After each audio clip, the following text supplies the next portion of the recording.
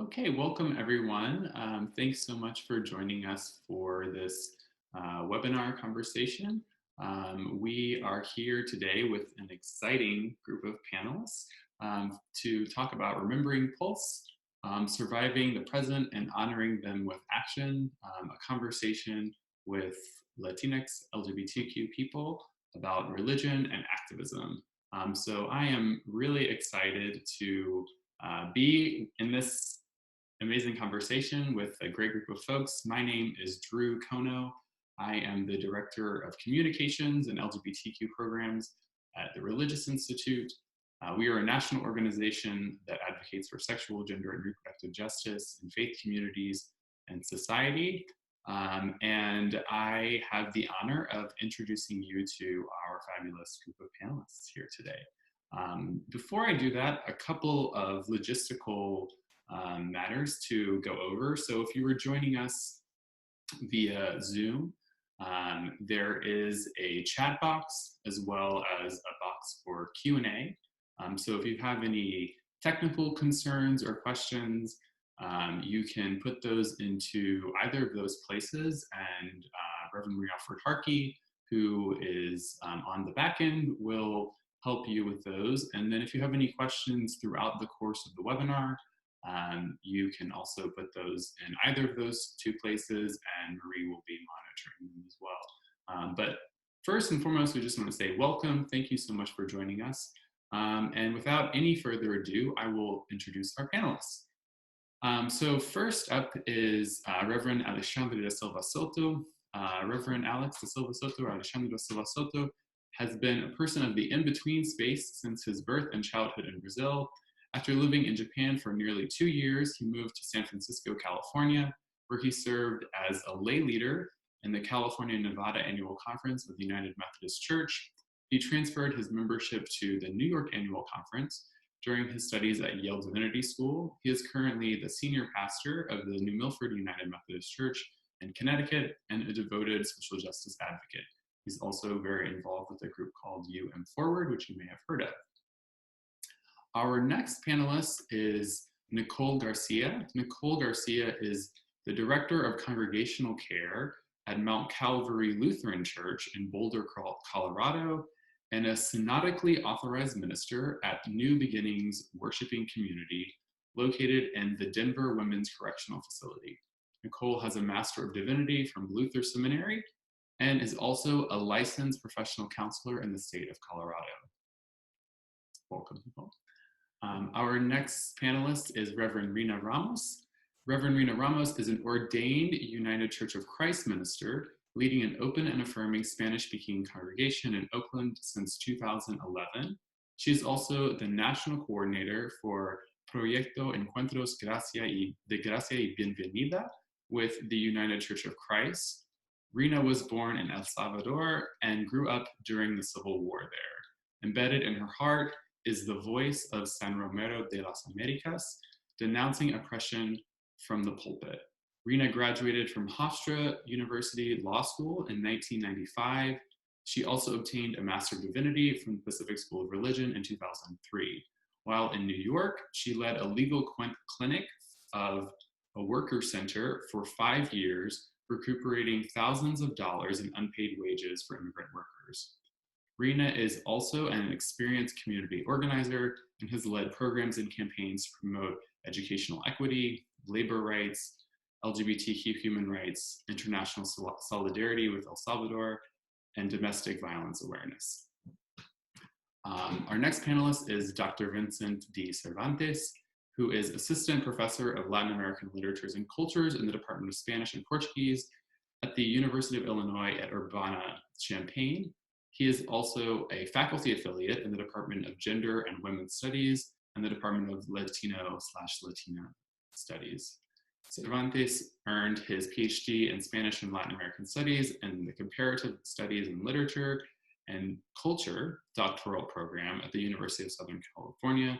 He holds an MTS from Harvard Divinity and a BA from University of California, Riverside. His research is at the interstices between Latin American cultural studies, queer theory, performance studies, contemporary literature, theology, and continental philosophy. He's a former board member of Reconciling Ministries Network, participated in the 2007 Soulforce Equality Ride, and has spoken internationally about the effects of ex-gay ministries, including appearances on PBS, The Tyra Banks Show, HDN World Report, and Details Magazine.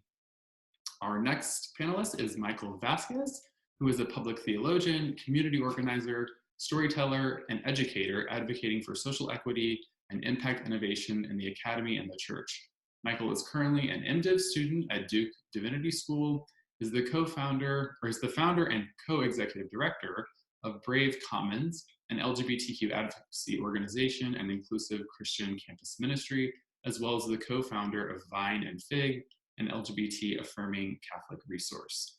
Our next panelist is Damien-Pascal Domenack. Damien-Pascal Domenack is pursuing a Master of Theology degree at Vanderbilt University. Is that still true, or did you graduate from that? That's a secondary master's. Okay, so you got your MDiv from VDS, and now you're getting a Master's of Theology from Vanderbilt University. Okay, great. So lots of great theological studies.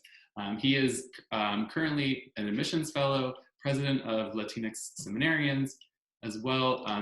Damien is a founding member of Audre Lorde Project's Trans Justice in New York City, collectively organized the first ever Trans Day of Action for Social and Economic Justice, also in New York City. Damien is prison abolitionist and former chapter coordinator and media strategist for Critical Resistance NYC. Damien served as a community partner to States of Incarceration, a contribution to the New School's Humanities Action Lab, which will exhibit in Nashville in spring of 2020. And then I believe last, but certainly not least, is Reverend Alba Onofrio.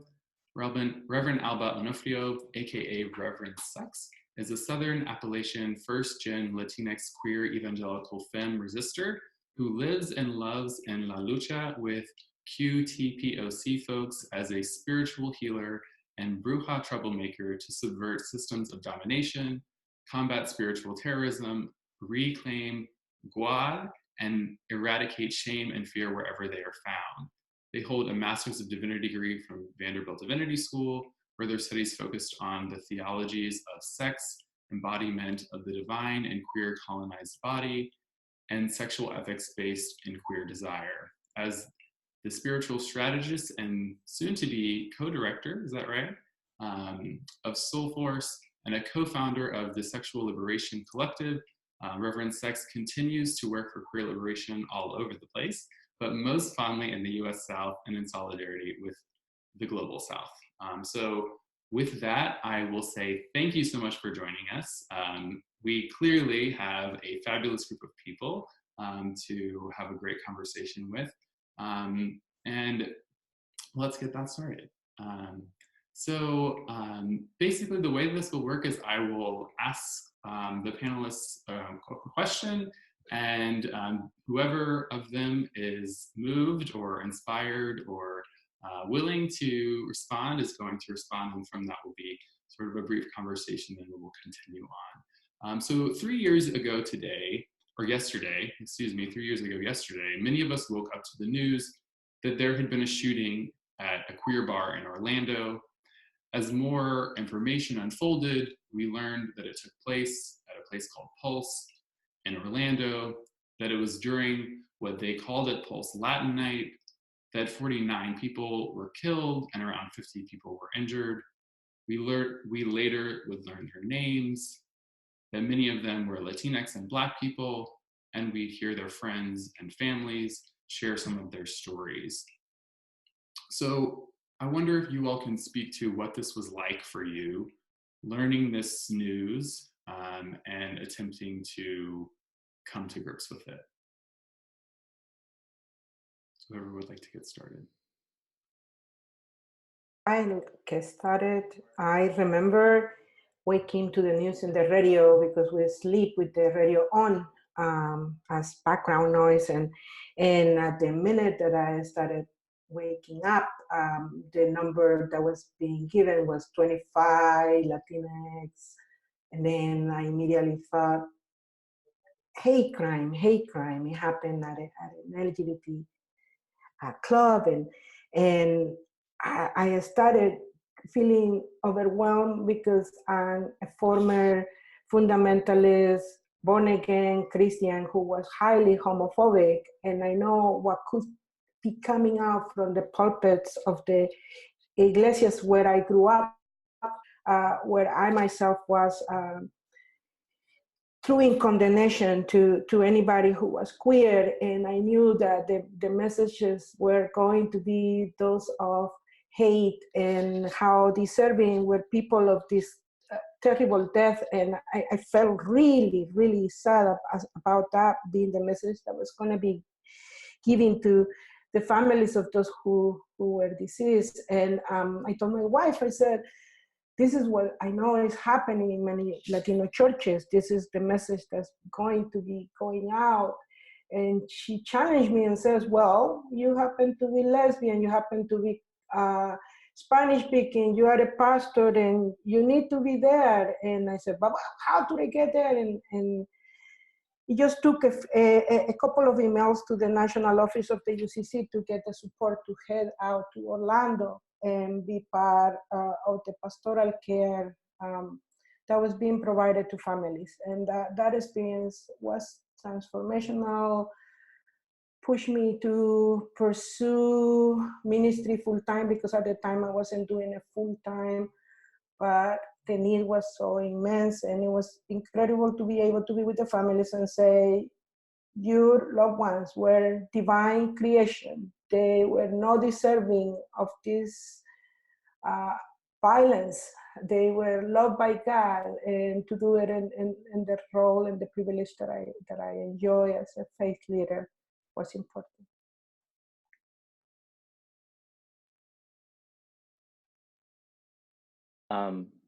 I guess I could speak next. For me, it was the morning of LA Pride. So I was waking up knowing that I had plans to go to the parade that day, but I had so many messages on my phone and notifications because of the news. And I just laid in bed, and I was mostly speechless. I didn't know what to say. I started questioning whether or not I was going to actually go to Pride that day or not. I knew that there would be heightened security given the demographic of it being LGBTQ people that were attacked, and I was feeling anxiety about being around that many police to begin with. So that definitely raised concerns. But one of the things that really hit me was I had so many missed calls and text messages from my mom and my sisters because they know I travel a lot. So they wanted to make sure that I wasn't in Orlando. And that just really sunk with me, because it was no longer it happened to them. Like it really settled in that this happened to us. And so my reaction was like, screw the police, I'm gonna show up at LA Pride. I just at least need to be among other people. And then that was an overwhelming experience, because apparently news that came in that there was somebody with a lot of weapons that was supposedly en route to Pride and had been arrested in Santa Monica. So just all this confusing information coming out, all these different angles just really overwhelmed me to the point that I was just numb the entire day. I didn't know how to be angry and sad. It was just everything at once, to the point that I was numb. But I at least knew that I needed to be visible and to at least see other people. So that's where I was at. I would like to speak also as someone who was not in the country. I was in the Dominican Republic, and I was there in part to track the religious right as they were combating gender equality and sexual orientation human rights bills that were coming forward in the Organization of American States. And so I was there in a context of being surrounded by other LGBTQI people from all over the diaspora, while at the same time having the incredible intensity of the religious right of many denominations, very present and active and in the streets, rallying against us as we were there. And the thing that I wanted to share in this space that will stick with me forever is that as someone who lives in diaspora, not in the lands of my ancestors, I always feel like there's a long distance between where and who I am and where and who I come from. And that's a divide I'm always trying to cross and reach back to and reach back to and reach back to.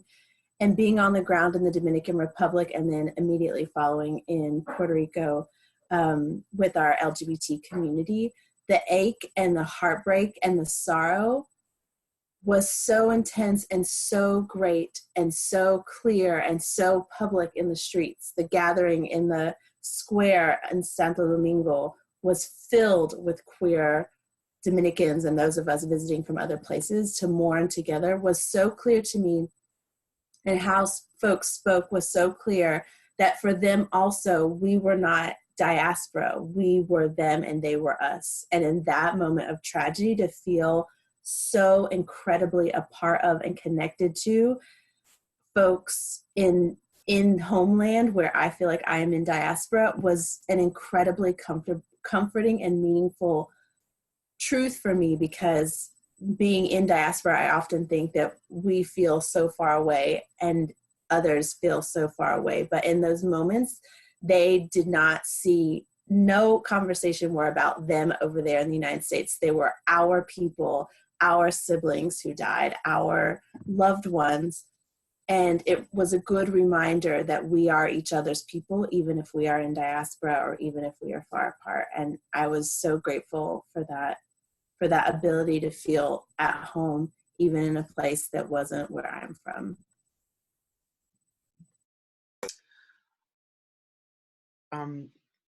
One more, or we're moving on to another question? Yeah, totally. One more, please.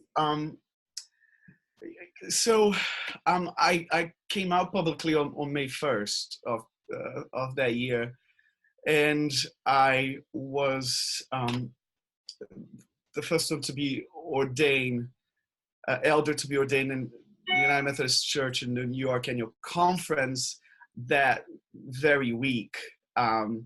So to go from that very high of being out to my local congregation and the love that they shared with me, to coming out to the whole United Methodist Church and be ordained a few days before the shooting, it was a major whiplash.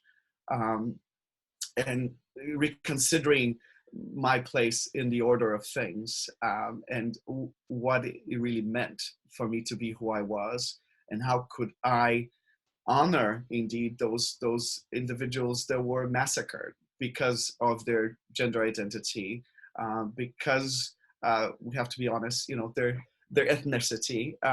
There's a huge element that got deflected and discredited, that race was a factor. So it was very shocking, you know, to go from the very high and the possibilities to the tragedy and the massacre of our siblings. So thank you.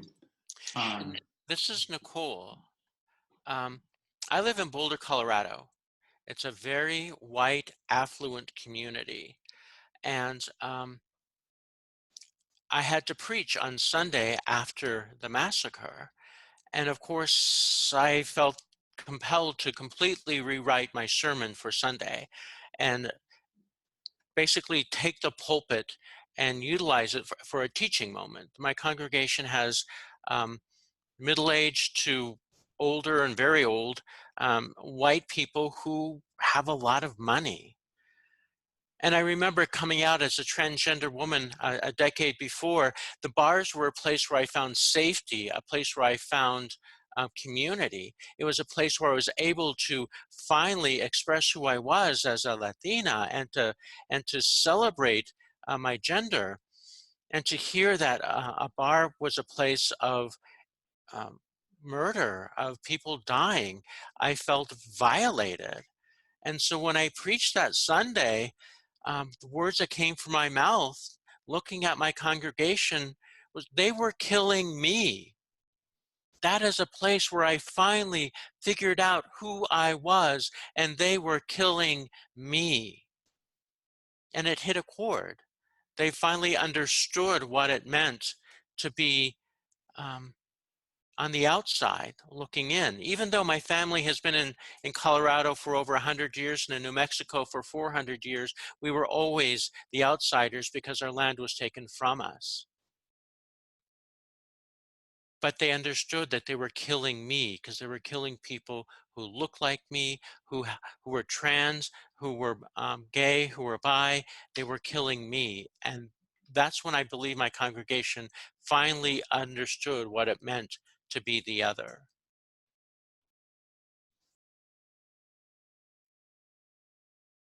Thank you.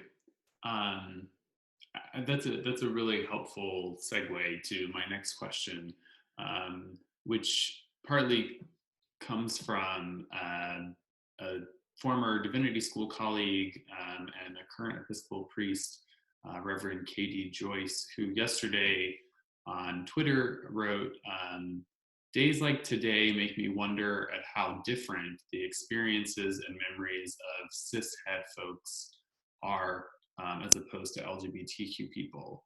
Pulse as a tragedy to mourn versus pulse as deep trauma, as wound, or to build on that, like you were saying, Nicole, as something that's deeply personal." What do you think about that distinction in terms of the way that pulse is remembered, and what does remembering pulse mean to you all?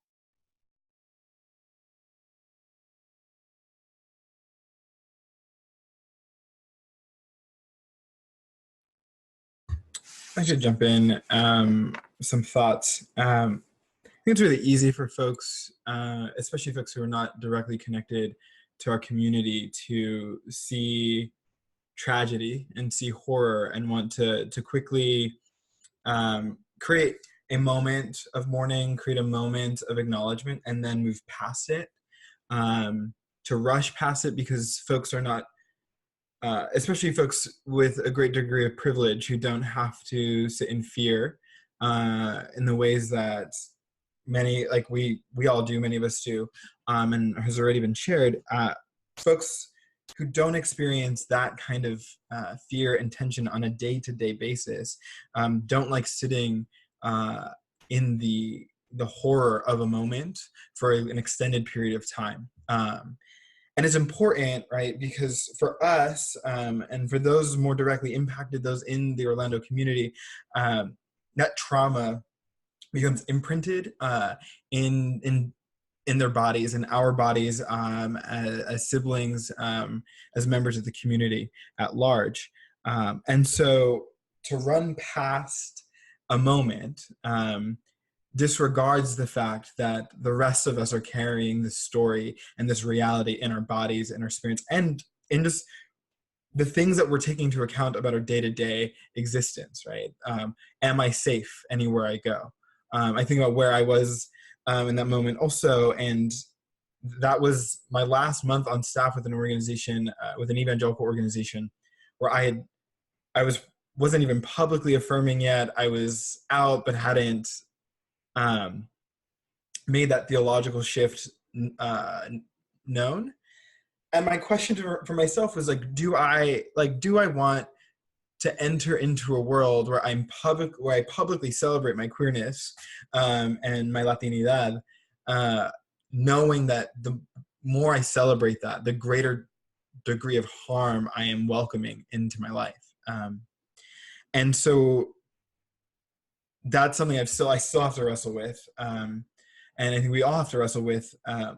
But folks who want to be co-conspirators and co-collaborators in the movement for justice need a capacity to sit and lament and let that lament move them to action, and not and see this as not just a one-off moment, but a day-to-day lived experience that we all face.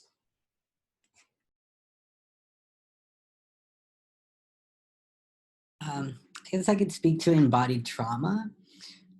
So the pulse shooting 3 years ago came at a time when, and continues to remind me, whether it's a summer or not, what happens when you're forced into diaspora, whether it's your family or your community that's a religious community, or whether it's a community that's just not affirming, right? And so the phone call I received from my mother that day was an acknowledgement of that diaspora, right? Acknowledging the fact that I hadn't lived anywhere near her for a very long time. And it took death for her to come to that conclusion. It took a number of people being killed at a club where they're celebrating their spiritual embodiment and joy. And so when I think of what happened to the number of people, I think of what happens throughout the day, throughout the course of our breakfast, lunch, and dinners, of how much we hold as incarnate beings, divine beings, our own forced diasporas, right? How we came to our diasporas. And so when I think of the trauma that we each hold and how we're confronted by that trauma, or how we're impacted throughout our days, I'm reminded of that phone call.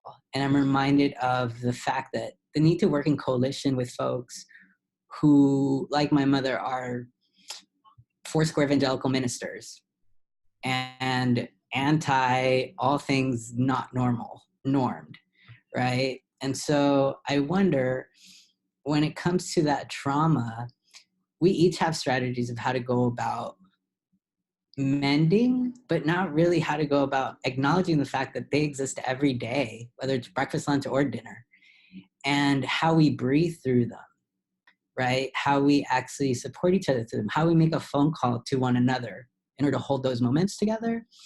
Those moments have been, in creating space, have been really important to me. And creating those moments for others has also been really important to me as a trans Latinx person, but also as a member of a larger community that is right now and has been for a long time facing much trauma.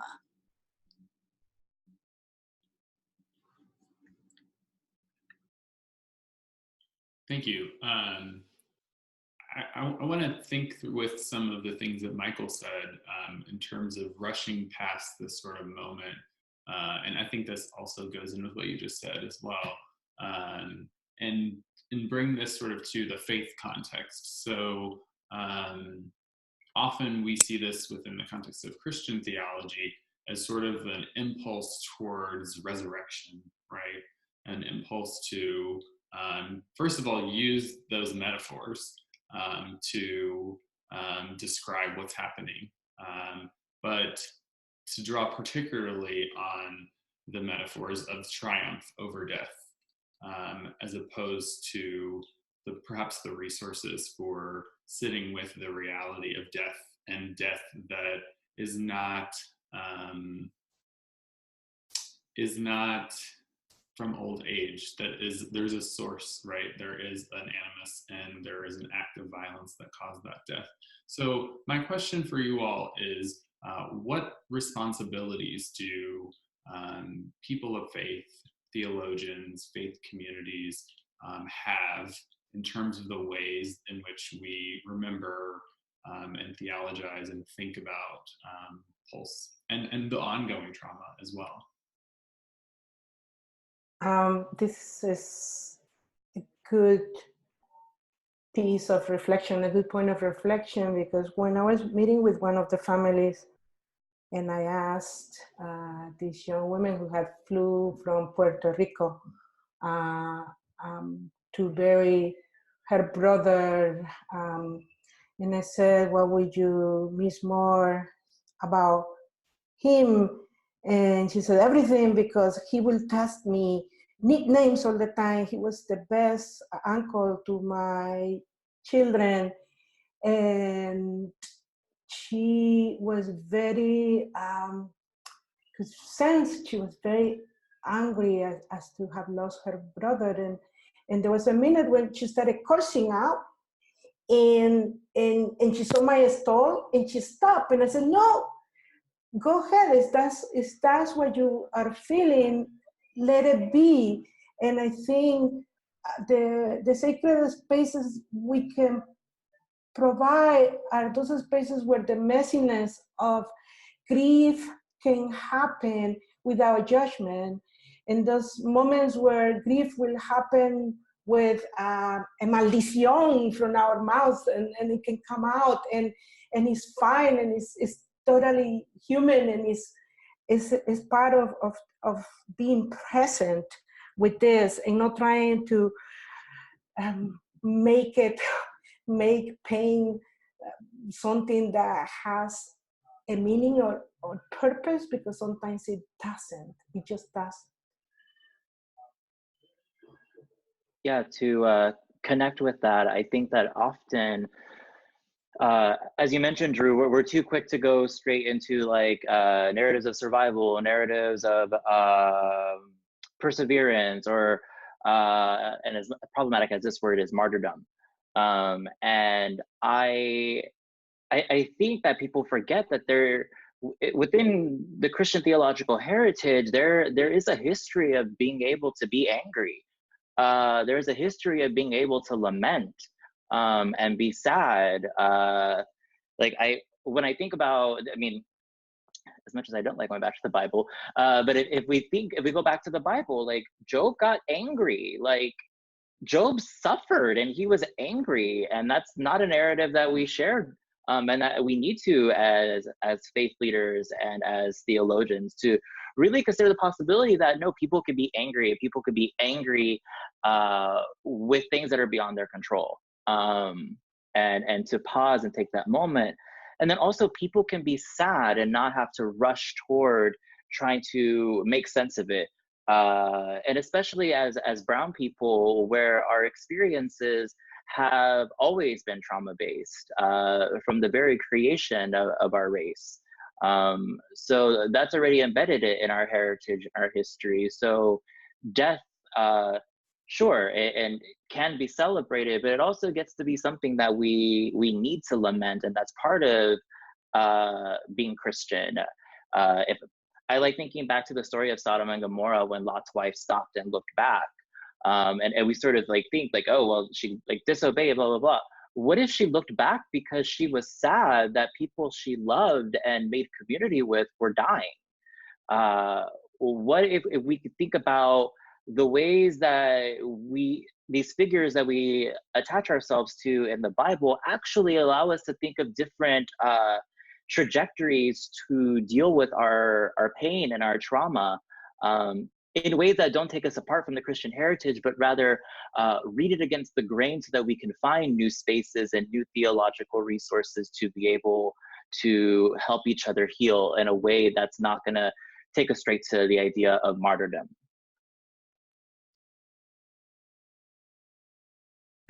The idea that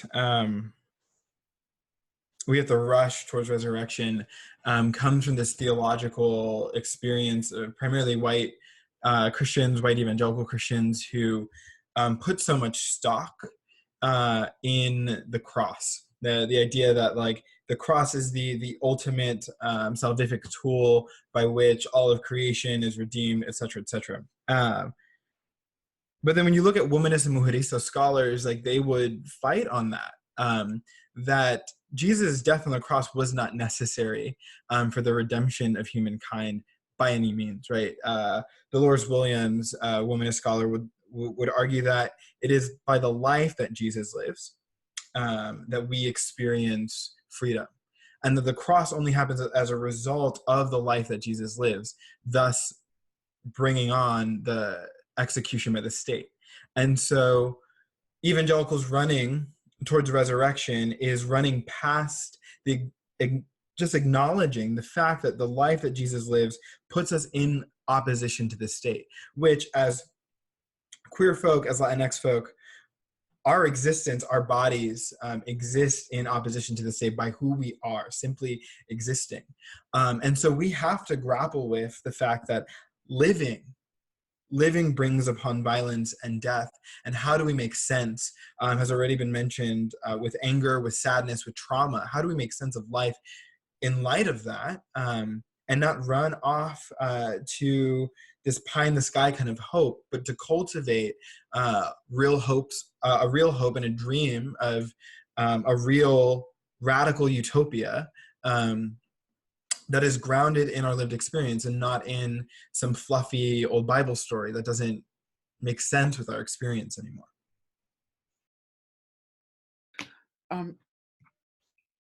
Yeah. Couple thoughts, some redundant, I suppose, or going back to what's been said, but this, strategy of neutralizing pain and suffering and really calling people to calm down and to wait for the kingdom come and for the resurrection to resolve it all. It's used all the time, right? Because it's easy, right? It's a easy way out. Thoughts and prayers, right? But that gets us nowhere. But if we don't take that easy route, then we have to act. Then we have to do something about it. We have to look at our theology, our doctrine, ecclesiology, that are actually the sources of all this hatred and homophobia, right? Because it doesn't come out of nowhere. Homophobia, sexism, racism, it's taught. And we know where those lessons come from. So I struggle with that greatly, because it also aligns with the hate the sin, love the sinner, right? So all these faith traditions, all these faith leaders saying, well, we'll pray for them, but ultimately they are sinners. I'm going to continue to preach that they're sinners, forgetting that the homophobes and the folks that will cause violence and hatred will be learning that from those faith leaders as well. So I feel deeply angry about that. So I thought I would name that before I explode. So thank you. And I agree. As a Lutheran, I belong to the Evangelical Lutheran Church in America, and we have this Lutheran concept of theology of the cross. And the problem is, and I totally agree, that far too many people stop at the cross. The theology of the cross is not the cross. It is looking through and beyond the cross, looking through the fact that Jesus was put on the cross because of the empire, because he did not conform to what the people who ran the temple and the people who issued the money wanted him to do. He was there to teach a message, to love the Lord your God, love each other, and love yourself. You are made beautifully, imago Dei, in the image of God, and you are enough. What happened was Constantine decided that he had to pick somebody to rule the empire because all the religious zealots were running around going crazy and killing each other. So he gave power to Christianity. And how did they create? They created themselves in the form of empire. I put somebody on the top, and then you have to have the princes of the church, and then you have the bishops, and you have the people at the bottom. He created another empire, and that's what we live into. Jesus was put on the cross because he served the poor, he served those who were violated, he served those who needed to hear words of love and hope and salvation. That's the message. But the people now want to reserve judgment for themselves. Who deserves to be helped? I read a creed every day that says Jesus will come down and judge the living and the dead. I have no ability to judge anyone. No human being has the ability to judge another human being. We are to live the message of love and serving the neighbor, not judging the neighbor. Thinking about that, thinking about living, wanting to live that message of love, thinking about rushing past the life of Jesus, and the people who are putting up barriers to that kinds of living. We know that there are so many ongoing forms of violence and harassment that LGBTQ Latinx people face globally, of course, but also in this country. And I'm wondering if we can sort of think about together what it's like for you all to live in this country as, within that environment, as Latinx LGBTQ people, what are some of the daily anxieties or concerns that you face, and what are some of the strategies that you use either individually or collectively to navigate this reality that we're currently living in?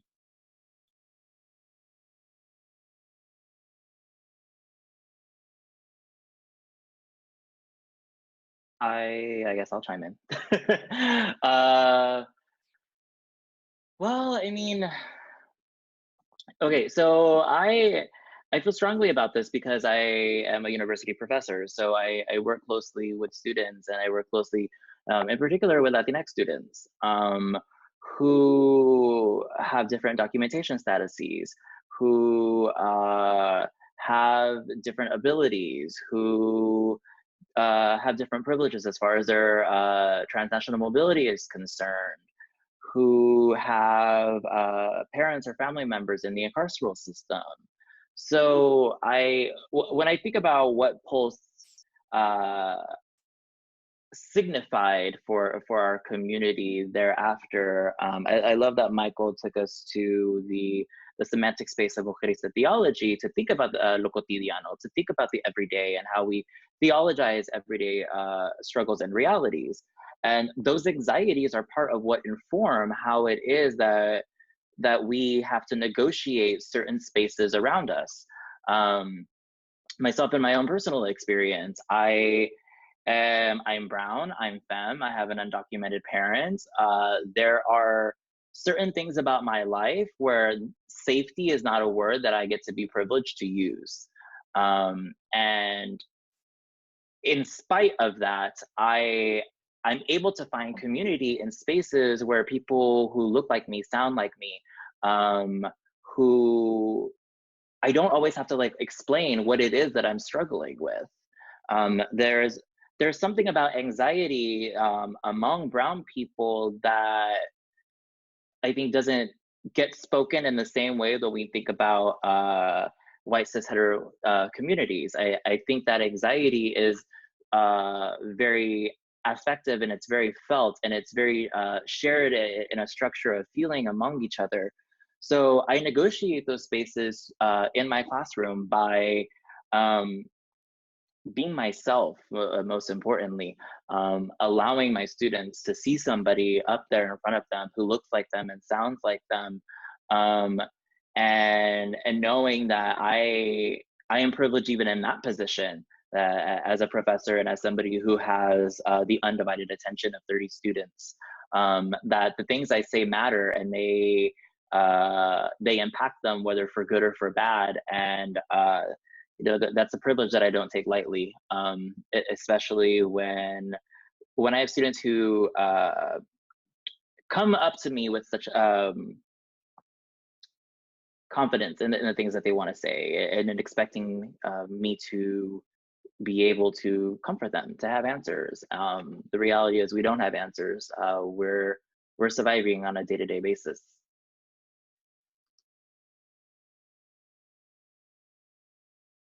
Well, I could speak to that as far as being a person who was not at all in a university setting for a number, almost 2 decades, and now finding myself as a part of a larger institution.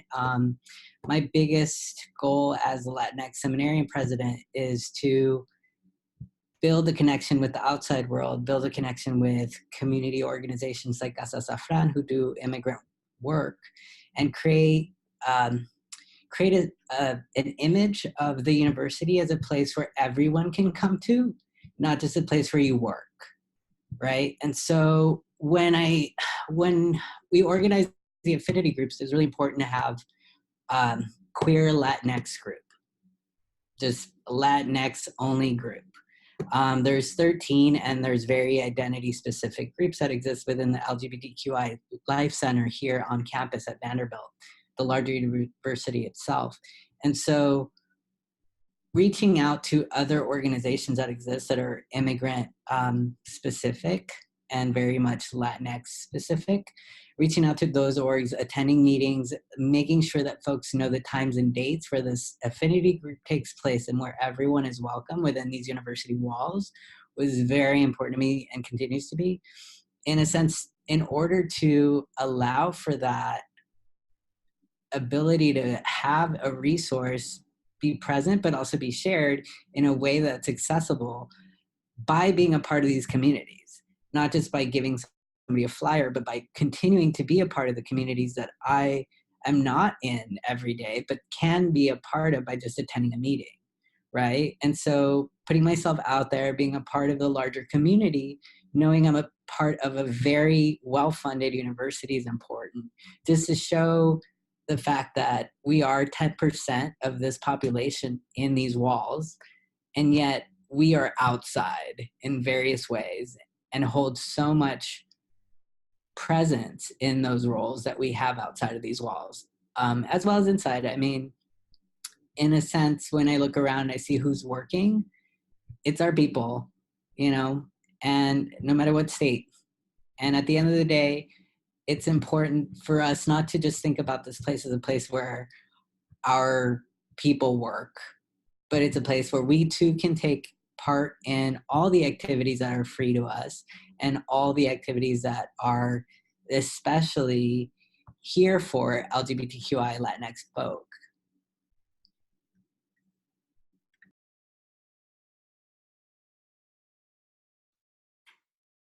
Does anyone else want to add anything to that question? I have to say that for me, the fear or the threat that I feel comes a lot from being an immigrant in this country. I cannot help having an accent, and I have come to love it, having my accent. And either by speaking or by my look, it would be immediately detected that I'm not from here. So one of the things that I have learned to do post Trump being elected is to travel always with my US passport, because my wife says, I don't want nothing to happen to you. So let's do an emergency plan. Who of your friends do I need to call if something ever happens to you in an airport? So those are the things that have come to my realm. But I had always felt exposed. And I feel very privileged to live in the bubble of Northern California as a queer person. So that part, you know, is definitely much easier living here. So that's my only point of reference to this.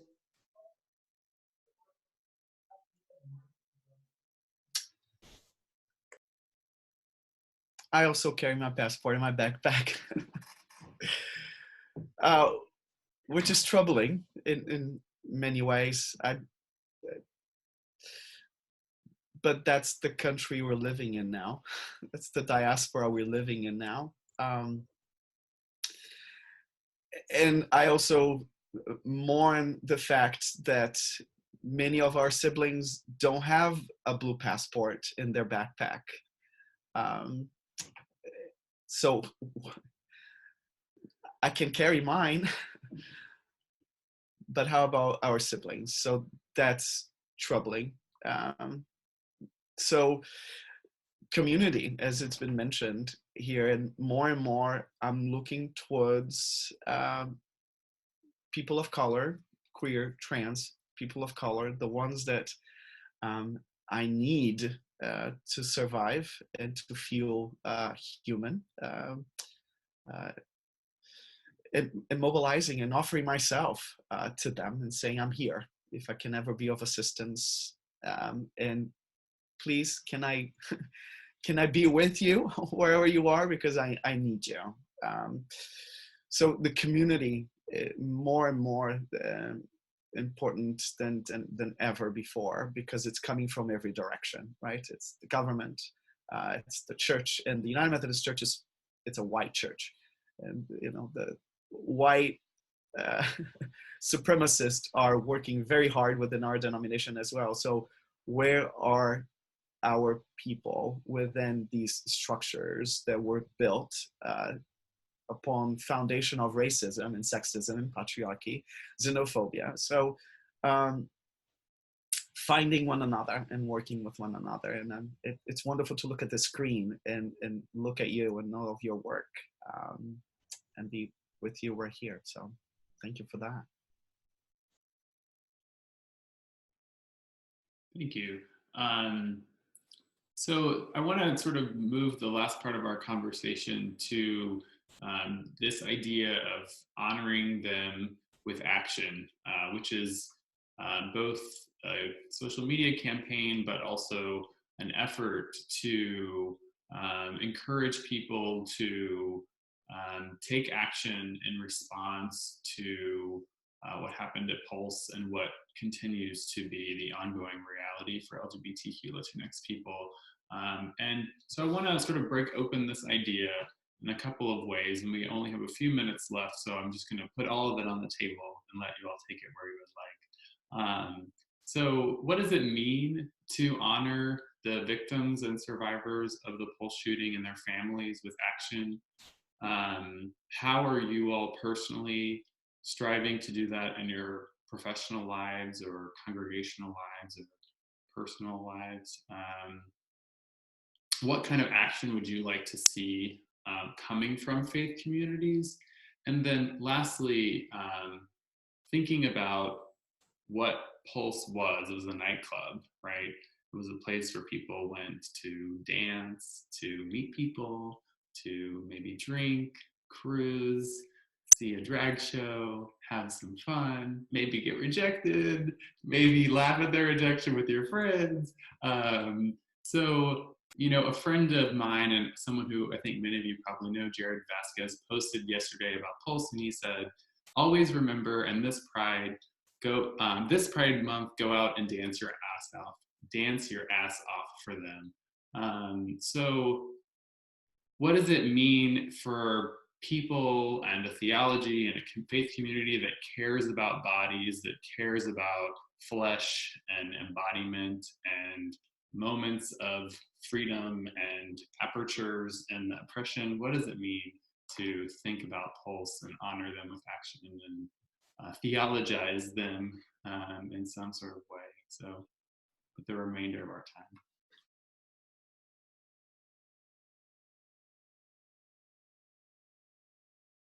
So yesterday, after I was done crying, I put on So Emotional by Whitney Houston, and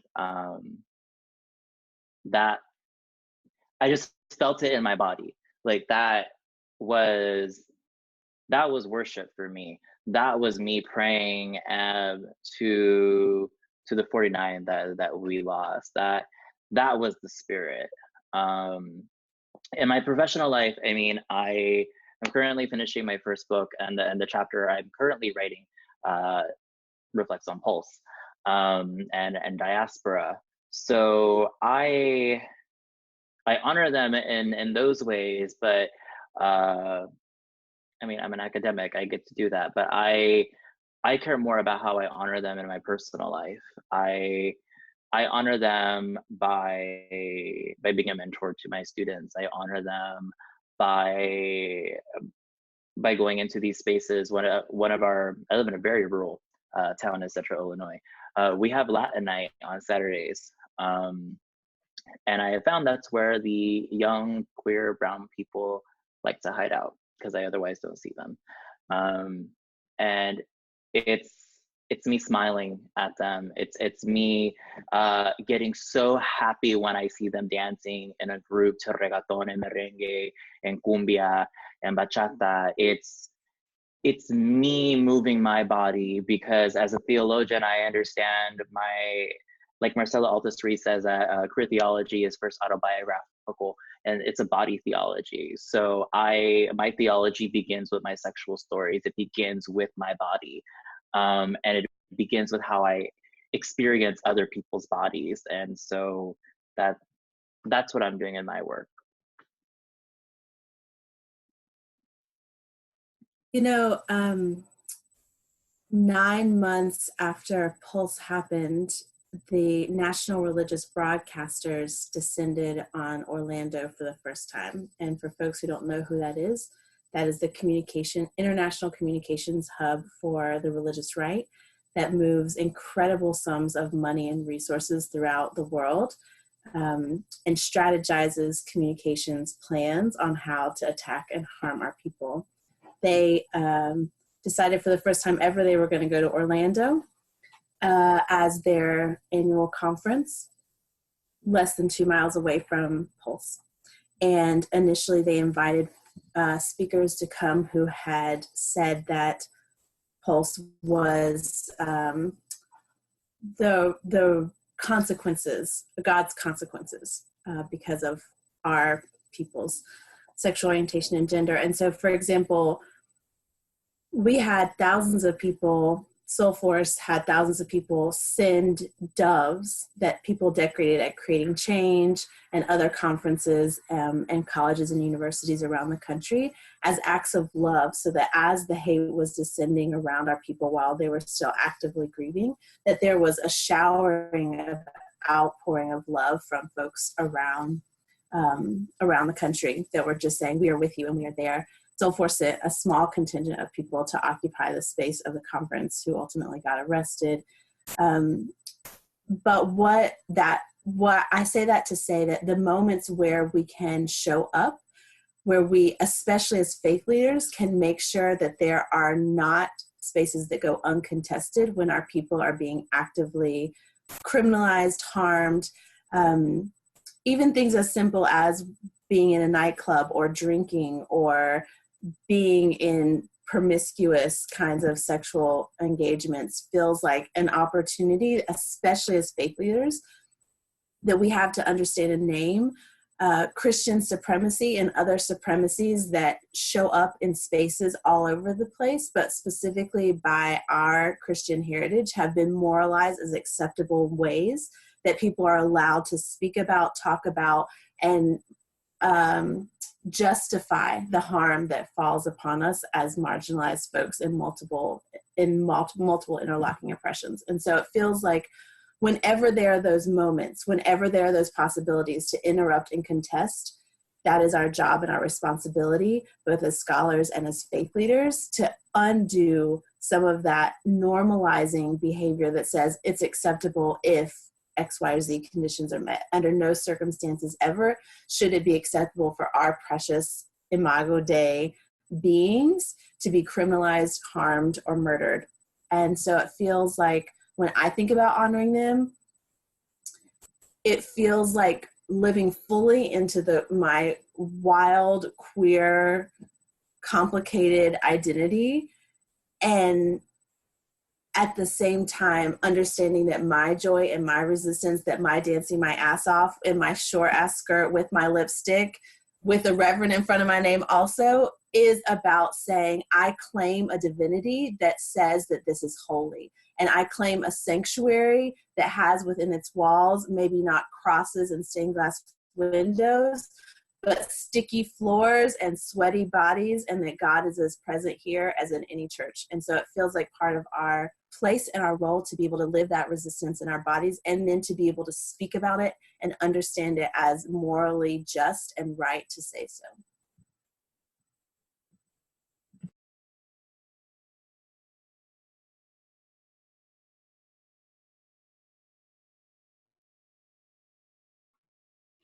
Amen. So we are at 5 o'clock. If anyone else has anything to share, I will open up the space.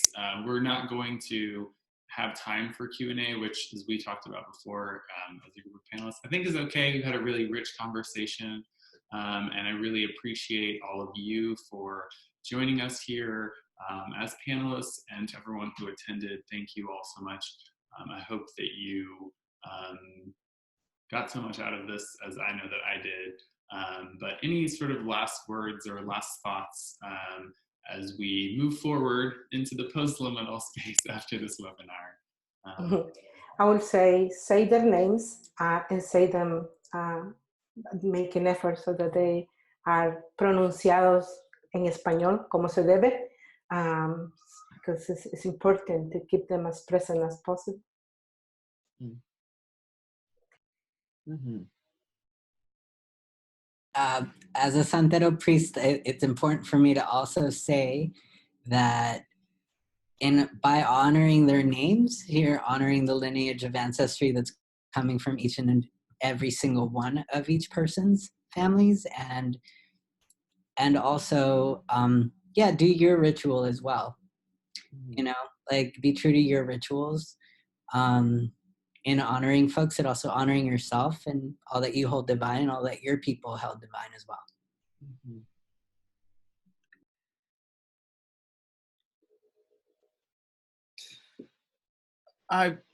I'd say zero acquiescence, as best as we can. Whatever circumstances that their beauty and their lives would have been questioned, and you suspect that it would have been questioned or challenged or harmed, to call it out. You know, zero compromises. I think you might honor their lives into eternity if we do call out everything that needs to be called out unequivocally. So.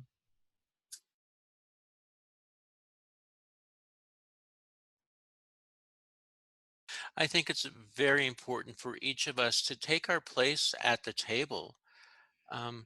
So much of the time we have not been let in the room, much less invited to sit where the powers reside and the decisions are being made.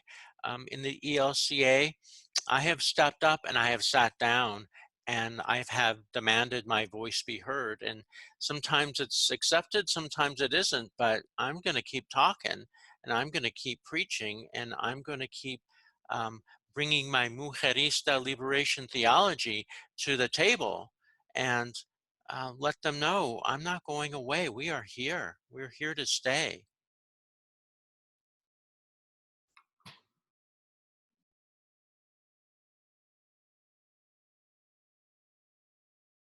Okay, great.